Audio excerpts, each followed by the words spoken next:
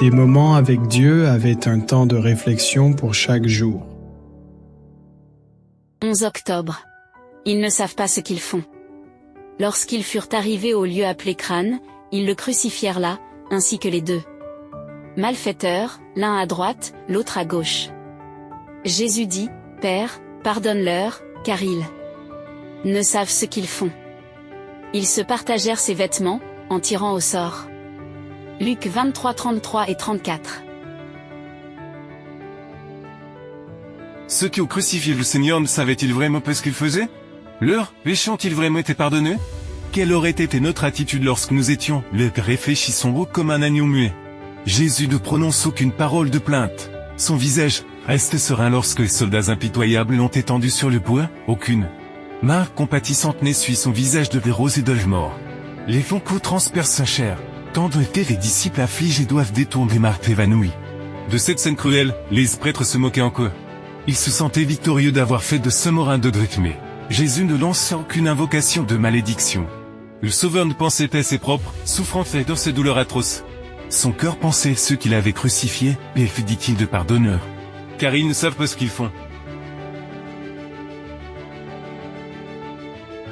S'ils avaient su qu'ils torturaient celui qui était venu sauver la race des pécheurs de la ruine éternelle, le remords et l'horreur les auraient saisis. Mais leur ignorance n'enlevait rien à leur culpabilité, car ils avaient eu le privilège de connaître et d'accepter Jésus comme leur sauveur.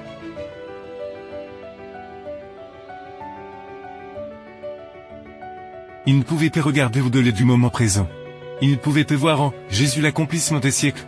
Ils ne pouvaient plus entrevoir les espoirs de délivrance, du pouvoir de Satan. Ils pensaient tuer un autre être humain.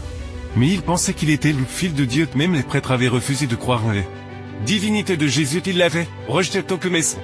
Ils ne croyaient pas qu'il était venu de Dieu, même s'ils en avaient le preuve, avec une haine accrue, une rage satanique.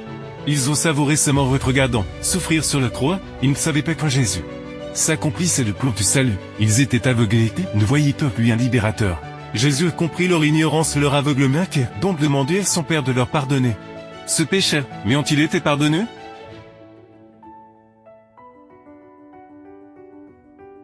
Le pardon de Dieu est conditionnel. Il n'est pas donné simplement parce que. Il doit y avoir contrition du cœur, reconnaissance de la culpabilité, repentir et confession. En ce sens, la prière de Jésus pour le pardon ne pouvait être exaucée par ceux qui s'obstinaient dans le mal et ne revenaient jamais à Dieu avec un cœur contrit. Sur tous les êtres humains reposait la culpabilité de la crucifixion du Fils de Dieu, ne pensez pas que vous n'êtes pas responsable de ses morts, et même pour vous les prières de Jésus, Père. Pardonne-lui, mais persistez dans l'impénitence rend impossible l'accomplissement de les prières de Jésus, le pardon est offert à toutes.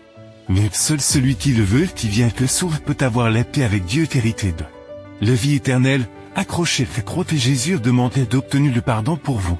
C'est à vous de décider si vous le prenez ou non. Amen. Merci pour écouter cet audio. Nous vous invitons à partager avec votre. Contactez et visitez le site web. biblewell.com